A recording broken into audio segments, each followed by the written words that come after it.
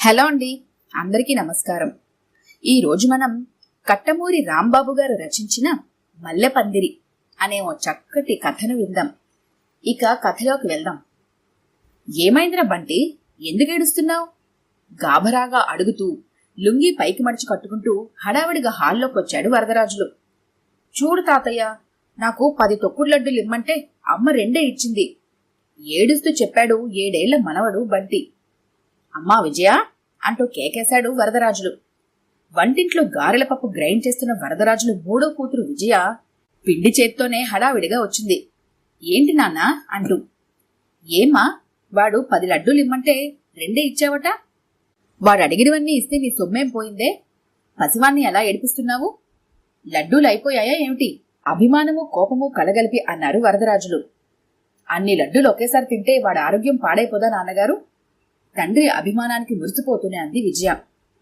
ఇంతలోకి ఏమీ పాడైపోదు గాని ఇవ్వవే, అందరూ తినడానికి కదా చేయించింది అన్నారు వరదరాజులు. వాడొక్కడికి ఇస్తే మిగతా వాళ్ళు ఊరుకోరు మామగారు, వాళ్ళకి ఇమ్మంటారు. అప్పుడు అందరి ఆరోగ్యాలు చెడిపోతాయి. పండుగ పూట సరదాగా ఉండక ఎందుకు చెప్పండి? వంటింట్లోంచి వస్తూ అంది వరదరాజులు 2వ కోడలు భవాని. ఆరోగ్యాలు పాడైపోతే బాగు చేయడానికి డాక్టర్లున్నారులేమా, ముందు లడ్డూల డబ్బా పట్రా నవ్వుతూ అన్నాడు వరదరాజులు. లోపల గదిలో పేకాట ఆడుతూ డ్రాప్ చేసిన పెద్ద కొడుకు నాగేశ్వరరావు, పెద్దలుడు రమణమూర్తి నవ్వుతూ హాల్లోకి వచ్చారు. మామగారు, తొందరపడి డాక్టర్లున్నారు అంటున్నారు గాని మీ అబ్బాయి పశువుల డాక్టరు, వెటర్నరీ డోస్ కనుక ఇచ్చాడంటే హరీమని పోగలం నవ్వుతూ అన్నాడు రమణమూర్తి. మా నాన్నగారు డాక్టర్లు అన్నది నన్ను మిమ్మల్ని ఉద్దేశించి కాదు బావగారు. మీరు డాక్టరే అయితే మీ చేతి మాత్రం వైకుంఠ యాత్రే అని తెలుసును. ఊళ్ళో చాలా మంది మంచి డాక్టర్లు ఉన్నారన్న ఉద్దేశంతో అలా అన్నారు. నవ్వుతూనే బావగారితో హాస్యమాడాడు నాగేశ్వరరావు. అవును, కానీ నాకు మంచి ఆలోచన వచ్చింది. ఒరే, అందరూ ఇలా రండర్రా అంటూ గదివైపు వంటింటి వైపు చూస్తూ కేకేశాడు వరదరాజులు. గదిలో పేకాట ఆడుకుంటున్న కొడుకులు, అల్లుళ్ళు, వంటింట్లో వంట పని చేసుకుంటున్న భార్య, కోడళ్ళు, కూతుళ్ళు అందరూ జరుగుతున్న సంభాషణ వింటూనే ఉన్నారు. అప్పుడే ఆట పూర్తయినందువల్ల కొడుకులు, అల్లుళ్ళు వరదరాజుకొచ్చిన ఆలోచన ఏమిటో తెలుసుకోవాలన్న కుతూహలంతో హాల్లోకి వచ్చారు. వంట పని పూర్తి కాకపోయినా అదే కోరికతో ఆడవాళ్లు కూడా వచ్చారు. యశోదా, ఆ లడ్డూల డబ్బా ఇలా తీసుకురావే అంటూ భార్యకి ఆర్డర్ జారీ చేశాడు వరదరాజులు. ఎందుకండి, మీకేదో వెర్రి పుట్టినట్టుంది నవ్వుతూ అంది యశోద. తీసుకురావే చెప్తాను దీర్ఘాలు తీస్తూ అన్నారు వరదరాజులు. సైజులో బ్రిటానియా బిస్కెట్ల డబ్బాలాగున్న స్టీల్ డబ్బాను మోసుకొచ్చారు పెద్ద కోడలు మహాలక్ష్మి, పెద్ద కూతురు అనురాధ కలిసి. ఆ డబ్బాని మధ్యలో పెట్టి వరదరాజులు ఏం చెప్తాడోనని ఆత్రంగా చూస్తున్నారు అందరూ. మూత తీసి దాని నిండా ఉన్న తొక్కుడు లడ్డూలను చూసి తృప్తిగా కళ్ళగరేశారు వరదరాజులు. అందరూ కలిసి ఇందులో లడ్లన్నీ తినేయాలి, ఎవరు ఎన్ని లడ్డూలు తినగలరో చూద్దాం అన్నాడు. ఆ మాట వింటూనే హాయ్ అని అరుస్తూ పిల్లలందరూ డబ్బా మీద పడ్డారు. మీరుండండ్రా అంటూ వాళ్ళని అదిలించి, మీకేమైనా మతిపోయిందా? పండుగ కదా, పిల్లలందరూ వస్తారు, 4 రోజుల పాటు తింటారని చేయిస్తే ఒక్కసారి తినేయమంటారేంటి? చిరుకోపంతో అడిగింది యశోద. నేనేమీ ఊరికి తినమండం లేదులేవే, తిన్న ప్రతి లడ్డూకి 5 రూపాయల చొప్పున ఇస్తాను. ఈ పోటీలో అందరూ పాల్గొండి, కడుపు పట్టినంత డబ్బు సంపాదించుకోండి నవ్వుతూ ప్రకటనలాగా చెప్పాడు వరదరాజులు. ఇది అన్యాయం నాన్నగారు, కడుపు నిండా టిఫిన్ తిన్నాక ఇలాంటి పోటీ పట్టడం ఏం బాగాలేదు. లేకపోతే నాదే ఫస్ట్ అన్నట్టుగా అన్నాడు వరదరాజులు మరో కొడుకు భగవాన్లు. కరెక్ట్, కావాలంటే ఈ పోటీ ఏదో సాయంత్రం పెట్టండి, అప్పుడైనా ఒక కండిషను, మీకు అసలే షుగరు, ఆ చేత మీరు మాత్రం పోటీలో ఉండకూడదు అన్నాడు రమణమూర్తి. ఈ పోటీ పేరుతో నేను కూడా 4 లడ్డూలు ఎక్కువ తెరవచ్చుననుకుంటే నన్నొద్దంటావేంటయ్యా నవ్వుతూ అన్నాడు వరదరాజులు. ఈ పోటీ సంగతి సాయంత్రం చూసుకోవచ్చు, గారెలు వేయించడం అయిపోతే భోజనాలు పెట్టేస్తాం, ఒక్క అరగంట ఆగండి అంటూ లడ్డూల డబ్బా అందుకుంది విజయ. అమ్మా, నాకు లడ్డూలు ఇయ్యవే అంటూ వెంటబడ్డాడు బంటి. నోరు బియ్యరా, ఇప్పటికే 4 తిన్నావు, ఇంక చాలునమ్మా, సాయంత్రం ఇస్తానులే అంటూ వంటింట్లోకి వెళ్లిపోయింది విజయ. వరదరాజులు రైల్వేలో స్టేషన్ సూపరింటెండెంట్గా పనిచేసి రిటైర్ అయ్యాడు.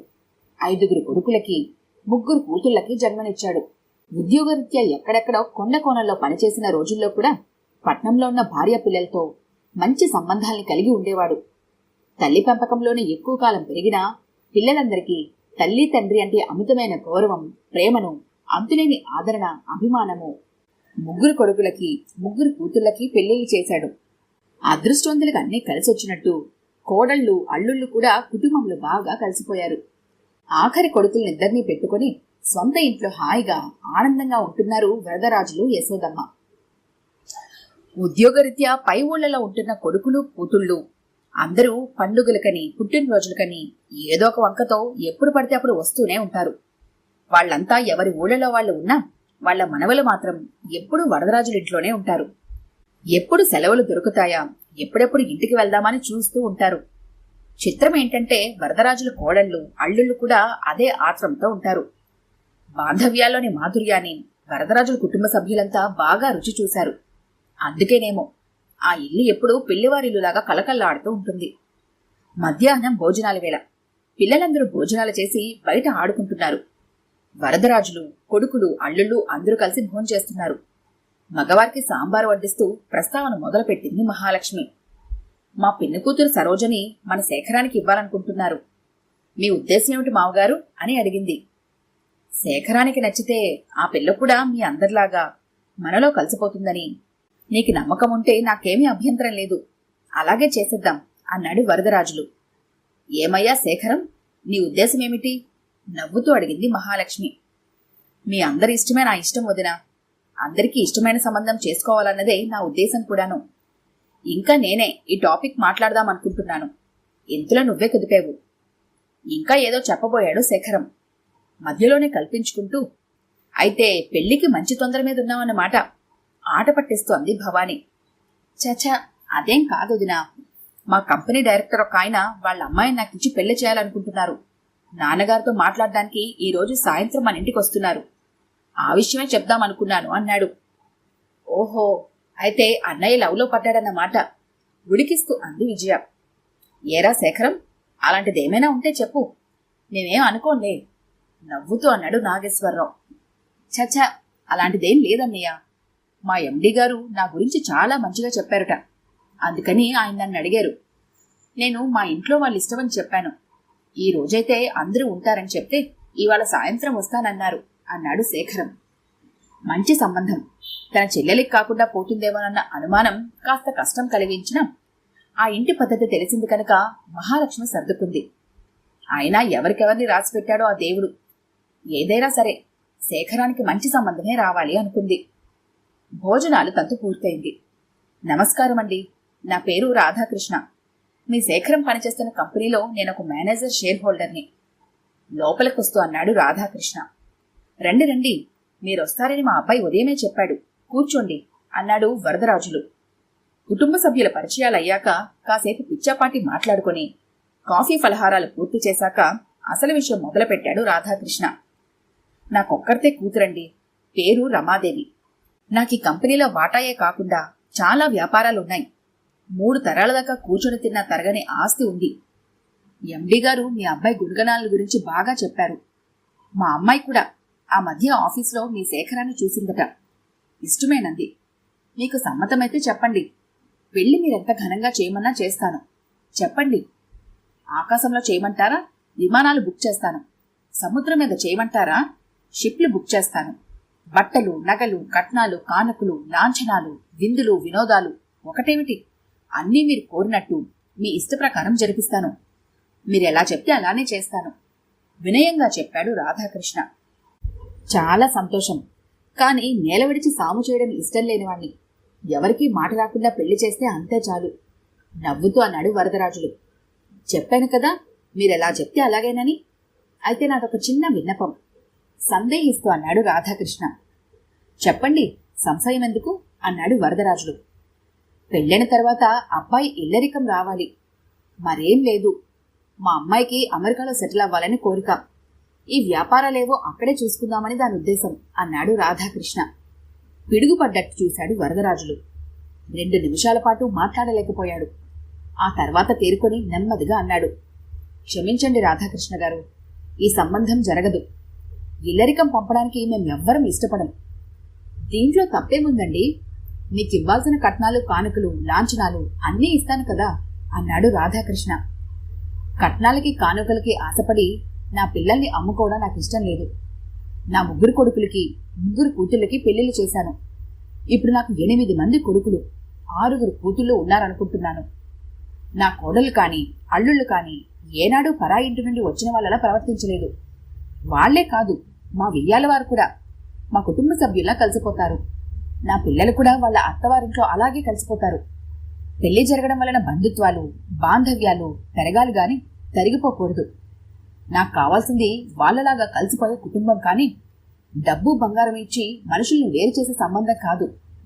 కాస్త ఆవేశంగా అన్నాడు వరదరాజులు. మీది మరీ చాదస్తమండి. ఈ రోజుల్లో కూడా ఇంకా సమిష్టి కుటుంబాలు ఎక్కడ ఉన్నాయి చెప్పండి. ఎవరితో వాళ్ళు చూసుకోవాలి గాని అన్నాడు రాధాకృష్ణ. అదే పొరపాటు రాధాకృష్ణ గారు. ఒకప్పుడు మనుషులిలా ఆలోచించబట్టే ఈ రోజు సమిష్టి కుటుంబాలు కరువయ్యాయి. ప్రతి ఒక్కరూ భార్య భర్త పిల్లలు మాత్రమే కుటుంబం అన్న ధోరణికి వచ్చారు. ఈ రోజున ప్రతి ఒక్కరికి తమ పిల్లలు సైతం తమని చూస్తారో చూడరో అన్న భయం పట్టుకుంది. ఈ స్వార్థపు ఆలోచనలు ఇలాగే పెరిగితే కొన్నాళ్ళకి కుటుంబం అంటే భార్యాభర్తలు మాత్రమేనని, ఆ తర్వాత కుటుంబం అంటే తను మాత్రమే అని వికృతపు ఆలోచనలు పుట్టినా మనం ఆశ్చర్యపోనక్కర్లేదు. సమిష్టి కుటుంబం అంటే అందరూ ఒకే చూరు కింద ఉంటూ ఒకే వంట తింటూ ఉండాలని నేను అనడం లేదు. అలాగే ఉండగలిగితే మంచిదే. కానీ ఉద్యోగాలు వ్యాపారాలు చేస్తూ వేర్వేరు ఊళ్లలో ఉన్నప్పుడు అది సాధ్యపడకపోవచ్చును. కానీ ఒకరి కోసం ఒకరు అన్న భావనని మాత్రం మనం చచ్చిపోనివ్వకూడదు. భావనే పోయిన రోజున మన సమాజమే దాని ఔన్నత్యాన్ని అస్తిత్వాన్ని కూడా కోల్పోతుంది. కటువుగా చెప్పాడు వరదరాజులు. సరే, మీరన్నట్టుగానే అనుకుందాం. మీకు 5 కొడుకులున్నారు కదా. ఒక్క కొడుకుని ఇల్లరికం పంపినంత మాత్రాన మీకొచ్చే కష్టం నష్టం ఏమీ ఉండదు కదా అన్నాడు రాధాకృష్ణ. చెట్టు తనకి పూసిన పువ్వులన్నీ తనతోనే ఉండాలి అనుకుంటుంది. అలా ఉన్నప్పుడే ఆ పూలకి ఆ చెట్టుకి కూడా అందము ఆనందమును. అందులో ఒక్క పువ్వు వేరైనా ఆ చెట్టుకు మిగిలేది బాధే, తీరని వ్యధే అన్నాడు వరదరాజులు. కారెక్కబోతున్న రాధాకృష్ణ ఒక్క క్షణం ఆగి, మరొక్కసారి ఆలోచించండి. మీరన్నట్టుగానే చూసినా నాకున్న ఒక్క కూతుర్ని పంపించడం నాకు కష్టంగానే ఉంటుంది కదా అన్నాడు. మీ బాధ నేను అర్థం చేసుకోగలను. మీరలా ఆశపడటం మీ వరకు సమంజసమే కావచ్చు. కాకుంటే అది మా వలన మాత్రం తీరదని చెప్పగలను. మీ అభిరుచులకు తగిన సంబంధం మరొకటి దొరకవచ్చు. ప్రయత్నించండి అన్నాడు వరదరాజులు. దుమ్ము రేపుకుంటూ బయలుదేరిన కారు ఆ కుటుంబ సభ్యులకు క్రమేపీ దూరమై కనుమరుగైంది. ఏరా శేఖరం, నీకేమైనా కష్టం కలిగించానా? ఇంట్లోకొస్తూ అడిగాడు వరదరాజులు. నాన్నగారు, ఉదయం అనుకున్న లడ్డూల పోటీ ఇప్పుడు పెట్టుకుందామా? డబ్బులు కావాలంటే చెప్పండి, అప్పిస్తాను నవ్వుతూ అన్నాడు శేఖరం. ఇంకా చూస్తామే, ఆ లడ్డూల డబ్బా ఇలా పట్రావే అంటూ ఆర్డర్ వేశాడు నాగేశ్వరరావు మహాలక్ష్మిని ఉద్దేశించి. గుండెలో పొంగిన సంతోషం సన్నటి నీటి పొరగా కళ్లల్లో కదులుతుండగా డబ్బా మూత తీశాడు వరదరాజులు. ఈ కథ కనుక మీకు నచ్చినట్లయితే లైక్ చేయండి, షేర్ చేయండి. మరిన్ని ఇంట్రెస్టింగ్ కథల కోసం మా ఛానల్ని తప్పకుండా సబ్స్క్రైబ్ చేసుకోండి.